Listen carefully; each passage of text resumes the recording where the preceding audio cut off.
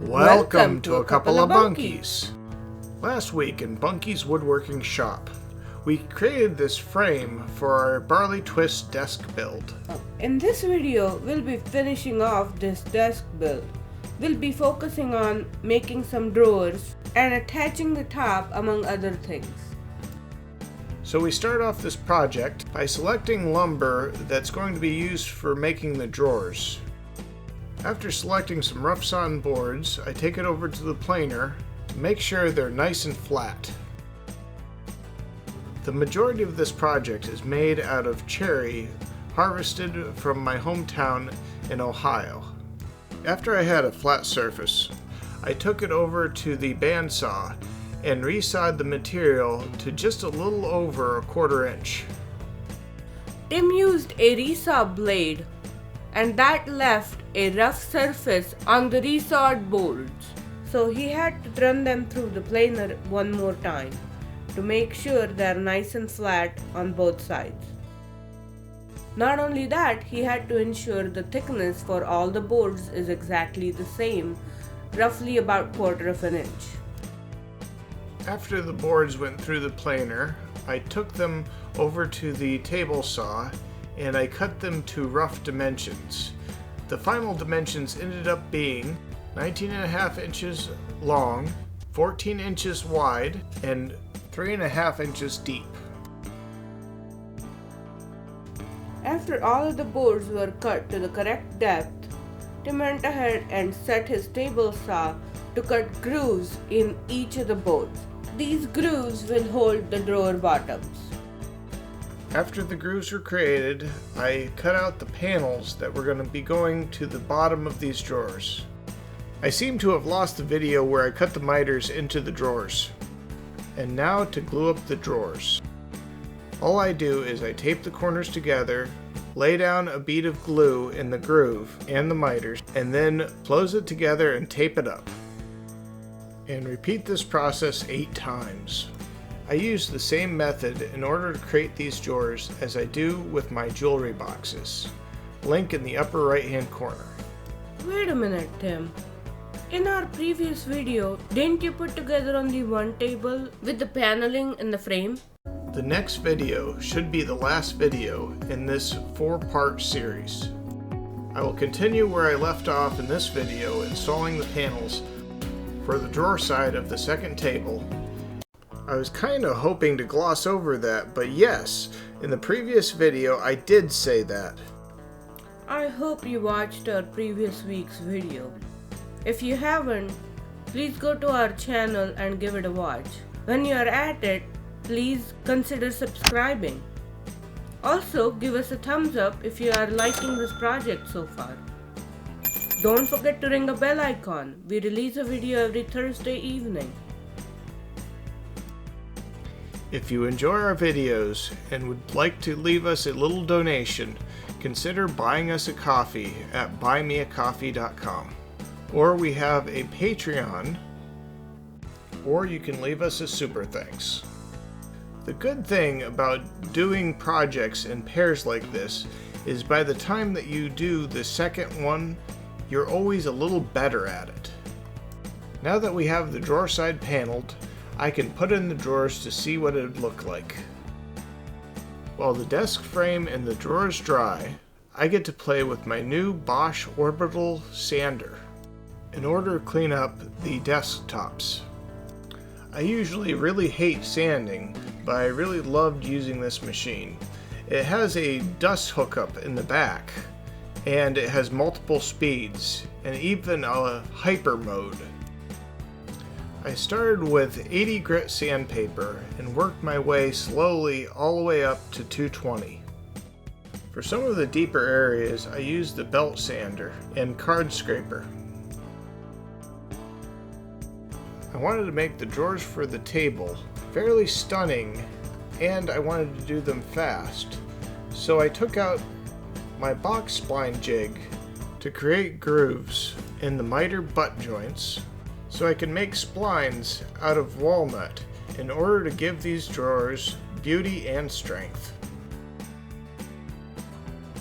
Tim used CA glue and accelerant to glue these splines into the drawers so they glue up in a matter of seconds.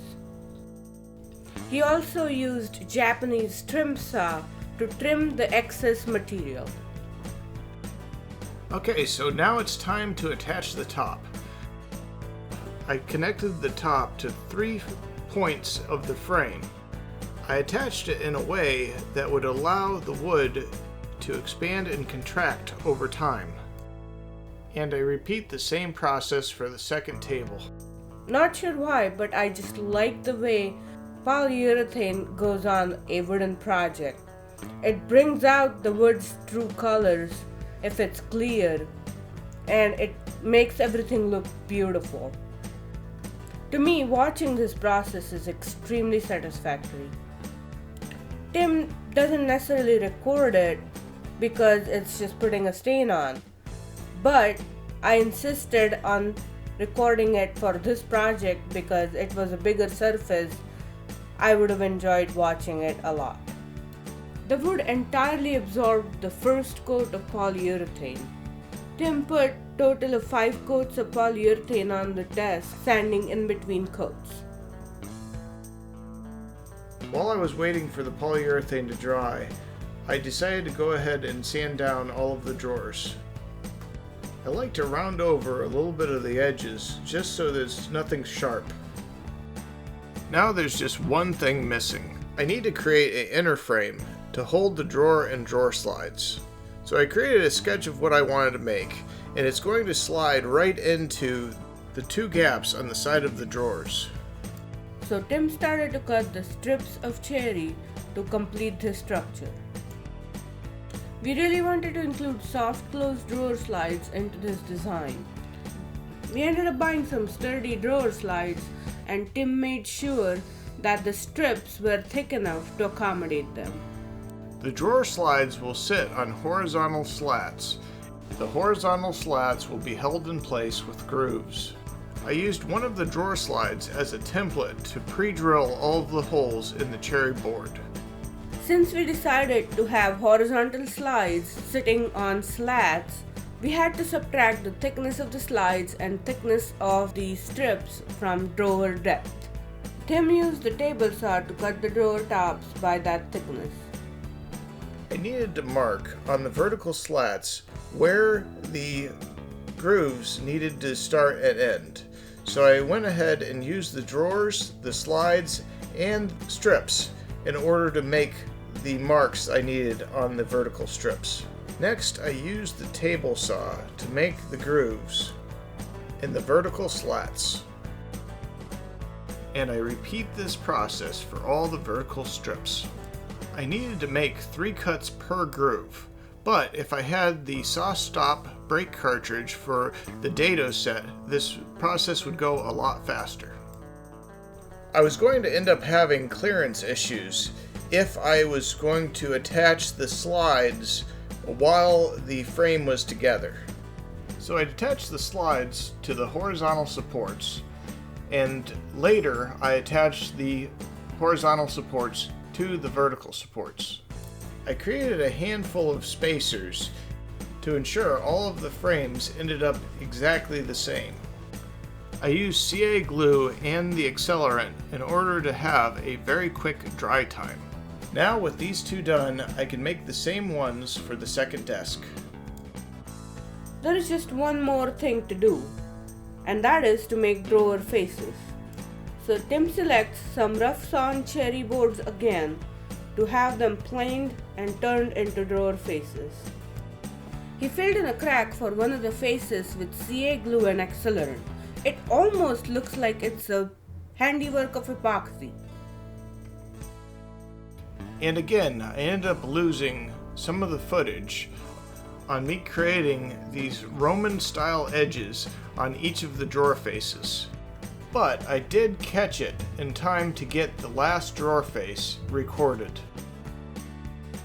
And before I knew it, I was done with all of the drawer faces. Would you look at that? It looks beautiful. So when attaching the drawer faces to the drawers, I had to ensure that I was overlapping the bottom gap of the drawer so it would not show. I sized all of my drawer faces ahead of time to make this happen. I also made the top and bottom just a little bit larger so that they hide any gaps in the outer frame. And here are the two beautiful desks at their final location in our house. In one of our videos, Tim made these beautiful plaques for both our desks. Please check out our laser engraving videos on that. Please enjoy this final reveal of these beautiful desks.